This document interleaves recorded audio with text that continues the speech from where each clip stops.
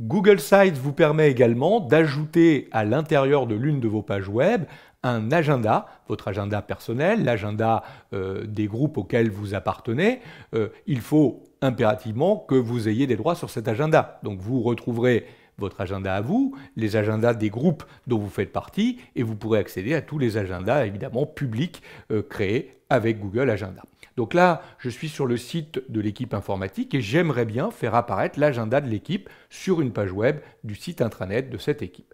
Donc je vais revenir sur la barre de navigation du site intranet que j'ai mis sur le côté ici et je vais aller sur la page l'agenda de l'équipe.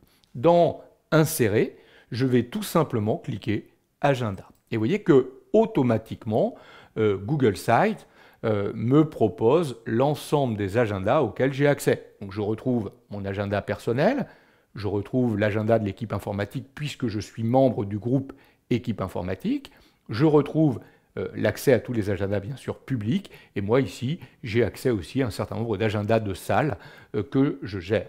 Alors je vais prendre l'agenda de l'équipe informatique, donc je sélectionne et je l'insère. Vous voyez qu'automatiquement l'agenda est intégré à l'intérieur d'une section de la page. Vous pouvez augmenter la taille de la zone de l'agenda.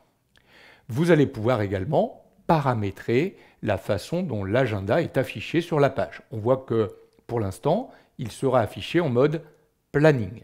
Mais vous laissez la possibilité de passer en mode semaine, mois ou de naviguer parmi les différentes dates. Là, en mode planning, on voit les prochains rendez-vous de la semaine.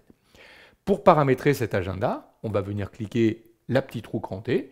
Vous voyez que c'est très simple. On pourrait, par exemple, dans notre cas, désactiver le titre équipe informatique, puisqu'on a déjà un bandeau indiquant l'agenda de l'équipe et on sait qu'on est sur l'intranet de l'équipe info.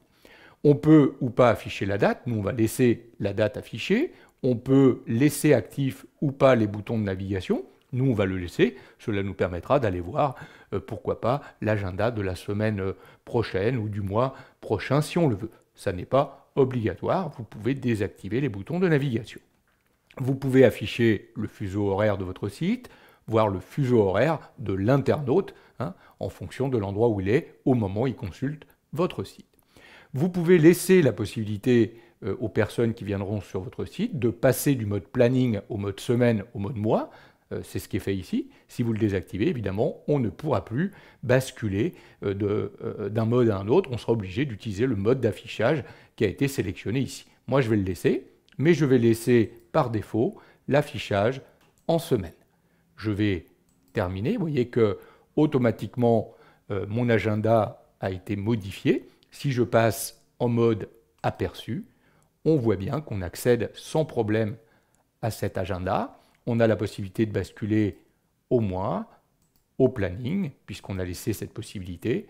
On peut se promener d'une semaine à l'autre ou d'un mois à l'autre, revenir à la date du jour. On peut également mettre cet agenda en plein écran. On se retrouve directement dans l'application calendargoogle.com, autrement dit dans Google Agenda, pour pouvoir gérer correctement cet agenda.